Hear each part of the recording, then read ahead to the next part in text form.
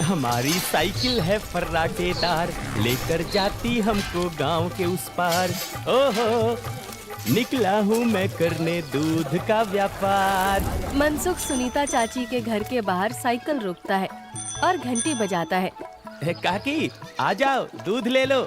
लाओ भाई, आज जरा आधा लीटर दूध ज्यादा दे देना, मेरी बिटिया को खीर खाने का मन है। हाँ हाँ, अभी ले लो, बढ़िया सी खीर बनाकर खिलाना बिटिया को। मनसुख फिर से साइकिल लेकर दूसरे घर दूध देने चला जाता है।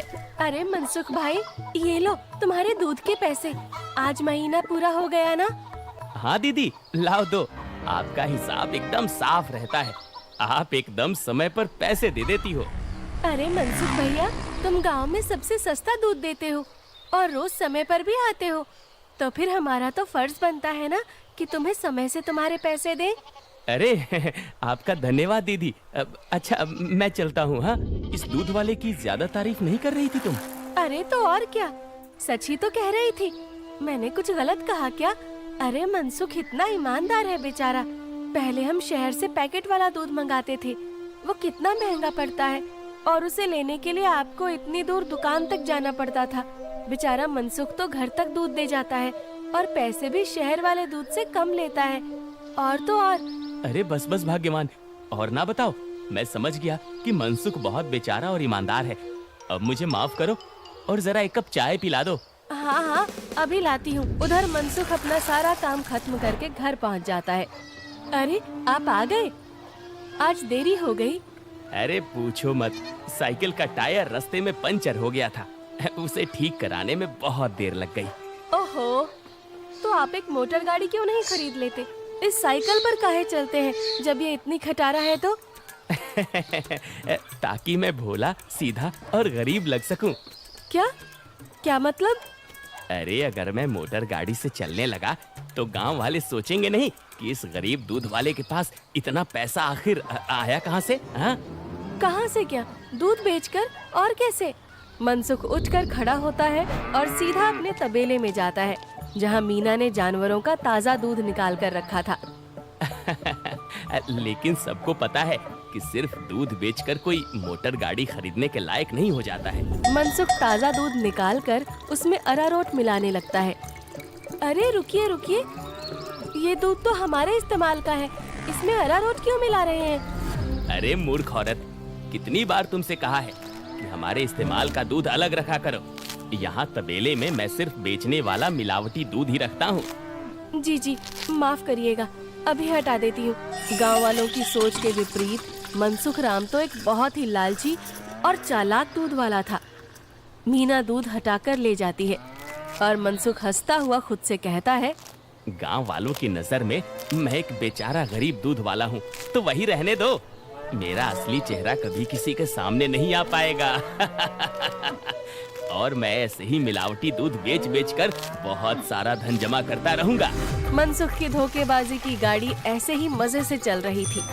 एक दिन उस गाड़ी में सवार होने के लिए कुछ और यात्री भी आ गए। एक दिन मनसुख साइकिल से दूध बेचकर वापस घर जा रहा था और फिर से उसकी साइकिल पंचर हो गई। अरे ये खटारा तो नाक में दम कर रखी है, फिर से इसको बनवाना पड़ेगा। मनसुख छोटू पंचर वाले की दुकान पर जाता है। अरे भैया, फिर से आ गए आप? अरे अब तो आप एक नई साइकिल ले ही लो, आपकी साइकिल का पंचर बनाते बनाते हम थक गए भाई। अरे कहाँ छोटू भाई, घर में दाना पानी चल जाए वही बहुत है, अब कहाँ नई साइकिल खरीदेंगे हम जैसे गरीब। छोटू साइकिल ठीक करने लगता है और मनसुख वहीं खड़ा रहता है। बगल में एक भजिया वाले की दुकान थी। अरे भैया, इसे ठीक करने में 15-20 मिनट लगेगा, आप कब तक खड़े रहेंगे? जाइए, सामने जाकर भजिए वाले की दुकान पर बैठ जाइए ना। अच्छा ठीक है, जब काम हो जाए तो मुझे बुला लेना। मनसुख भजिया वाले के पास जाकर कहता है, लाओ भैया, जरा एक प्लेट भुजिया खिलाओ। हाँ भैया, अभी लो। मनसुख के ठीक सामने दो आदमी बैठे हुए थे। दोनों कुछ विचित्र से दिख रहे थे, जैसे वसूली करने वाले गुंडे हों। मनसुख जरा संभल कर बैठ जाता है। अचानक से उनमें से एक आदमी को जोर से खांसी आने लगती है। अरे कैसी भजिया बनाई है तूने? नालायक, अरे अरे क्या हुआ भैया जी? अरे जल्दी पानी लाओ। अरे भैया पानी तो खत्म हो गया है, मैं अभी कुएं से लेकर आता हूँ। तो क्या खो, तब तक मैं खांसता ही रहूंगा। मनसुख जल्दी से उठकर अपनी साइकिल में लगे कैन से थोड़ा दूध लेकर आता है। लो भैया, इससे तुम्हें राहत मिलेगी। वो आदमी जल्दी से दूध पी लेता है और उसकी खांसी रुक जाती है। अब जाकर आराम मिला, तुम्हारा धन्यवाद। कोई बात नहीं भैया, इंसान ही इंसान के काम आता है ना। ये लो भैया आपकी भजिए। अच्छा मैं अभी पानी भर के लाता हूँ, कहीं किसी और को जरूरत पड़ी तो पहले से रहना चाहिए ना। जब भजिया वाला चला जाता है तो मनसुख को अकेला पाकर वो गुंडे जैसा दिखने वाला आदमी मनसुख से कहता है, काफी शुद्ध दूध बेचते हो। क्या क्या मिलाया था दूध में? ये सुनकर मनसुख सकपका जाता है और भजिया उसके हाथ से गिर जाती है। क्या क्या मतलब है आपका भैया? मतलब ये दूध तो बहुत मिलावटी था, चक्कर ही पता चल गया।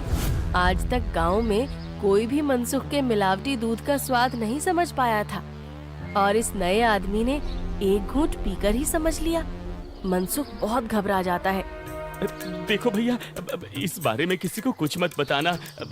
चाहो तो मुझसे कुछ पैसे ले लो, मेरे सालों का बना बनाया धंधा है, इसे चौपट मत करना। अरे हम तुम्हारा धंधा चौपट करने नहीं आए हैं, बल्कि हम तो तुम्हारे धंधे में 4 चांद लगवा देंगे।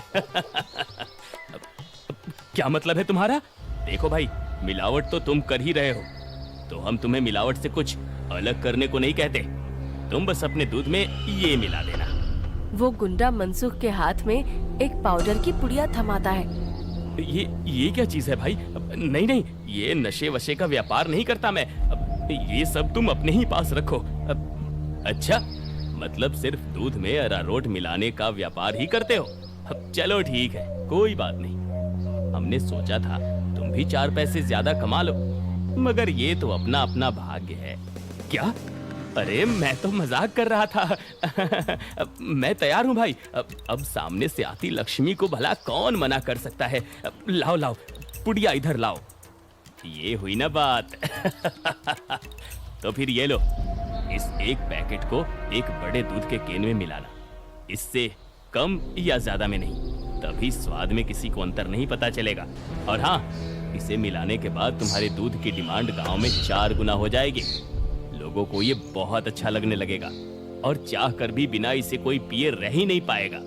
एक पुड़िया का 1000 रुपए हुआ। अरे अब ये तो बहुत ज्यादा है भैया। अच्छा, ज्यादा लग रहा है? अब चलो कोई बात नहीं, मत खरीदो। अभी ये भजिया वाला आएगा ना, तो इसे ही बेच देंगे। ये तो खुशी खुशी 1000 रुपए में खरीद लेगा। अरे अरे नहीं, रुको रुको, मैं देता हूँ ना पैसे। ये लो। शाबाश, चलो अगले हफ्ते मिलते हैं। मनसुख की साइकिल ठीक हो गई थी और वो पुड़िया लेकर वापस घर जाता है। जब मनसुख दूध में पुड़िया मिला रहा था, तभी वहाँ पर मीना आ जाती है। अरे ये आप क्या कर रहे हैं जी? ये है जल्दी से अमीर होने का शॉर्टकट। बहुत हुआ अरारोट मिलाना, अब देखो कितनी जल्दी हम अमीर होते हैं। अरे वाह, आप तो बहुत समझदार आदमी हैं। कितना अच्छा हुआ जो मेरी माँ ने आपसे मेरी शादी करवाई। अच्छा, काश मैं भी ऐसा ही कह सकता, भाग्यवान। जी क्या? मैं समझी नहीं। नहीं नहीं, कुछ नहीं। अच्छा ठीक है, मैं खाना बना रही हूँ, आप जल्दी से हाथ मुंह धोकर आ जाइए। 1 हफ्ता बीत गया और मनसुख के दूध की डिमांड वाकई में बढ़ गई थी। उसे अच्छा खासा मुनाफा होने लगा था और उसका लालच भी अब 2 गुना हो गया था। मुझे कम से कम 10 पुड़िया दे दो, लेकिन हमेशा संभल कर इसका इस्तेमाल करना। कुछ भी हो जाए, हमने जितना बोला है उससे ज्यादा पाउडर मत मिलाना दूध में, वरना लेने को देने पड़ सकते हैं। हाँ हाँ, मैं ध्यान रखूंगा। मनसुख रोज की तरह सुनीता काकी के घर में दूध देने जाता है और आवाज लगाता है, काकी आ जाओ, दूध ले लो। मनसुख के आवाज लगाने पर अंदर से सुनीता काकी की जगह एक जवान लड़का आता है। लाओ भैया, दूध मुझे दे दो। अरे आप कौन है? आपको पहले तो कभी गांव में नहीं देखा। अरे मनसुख, ये मेरा भतीजा है, अपने पिताजी के साथ यहाँ कुछ दिनों के लिए छुट्टी पर आया है। अच्छा, छुट्टी पर? शहर में क्या नौकरी करते हो भैया? पुलिस में हूँ। पुलिस का नाम सुनते ही मनसुख घबरा जाता है और उसके हाथ से बर्तन छूट जाता है। सारा दूध नीचे गिर जाता है। अरे अरे, ये क्या हो गया? ये दूध कैसे गिर गया? वो गलती से हाथ से बर्तन फिसल गया था काकी। कोई बात नहीं, दूसरा दूध दे दो। अरे नहीं, आज तो दूध खत्म हो गया है काकी। मैं कल आता हूँ ना। अच्छा, अब मैं चलता हूँ। हाँ? इतना कहकर मनसुख जल्दी से वहाँ से भाग जाता है। मनोज और सुनीता दोनों को मनसुख की ये हरकत बहुत अजीब लगती है। ये इसे क्या हो गया? इसने ऐसा तो पहले कभी नहीं किया। होगी जरूर कोई बात। खैर चलिए अंदर चलते हैं बुआ जी। आज तो बाल बाल बचा। कहीं उस पुलिस वाले को सच का पता चल जाता तो आज तो मैं गया काम से। बाकी की जिंदगी जेल के अंदर काटनी पड़ती। उफ। अरे क्या हुआ जी? आप ऐसे हाफ क्यों रहे हैं? फिर से कुत्तों ने दौड़ा दिया था क्या? अरे चुप करो तुम। तुम्हारे ही बोलने की कमी है इस वक्त। अब जाओ यहाँ से। मेरे सर में दर्द हो रहा है, उसे और मत बढ़ाओ। क्या आप भी? मैं जब भी बोलती हूँ पता नहीं कैसे आपके सिर में दर्द होने लग जाता है।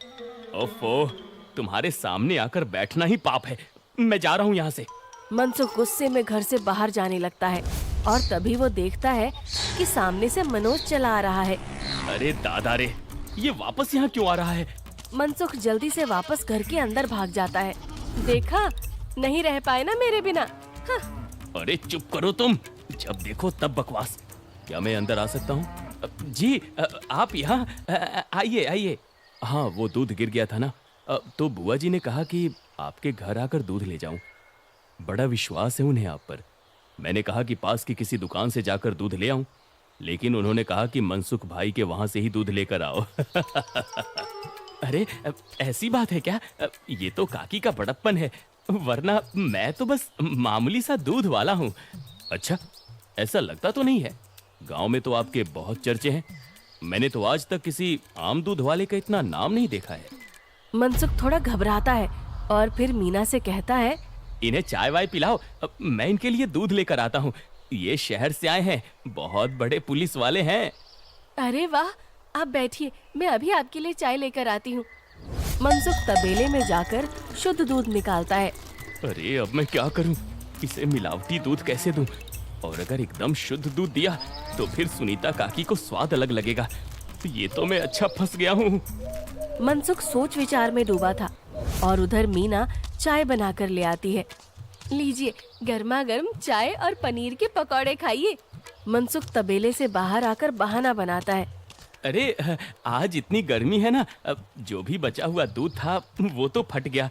माफ करना, आप इतनी दूर आए और दूध ही नहीं बचा। अरे चलिए, कोई बात नहीं।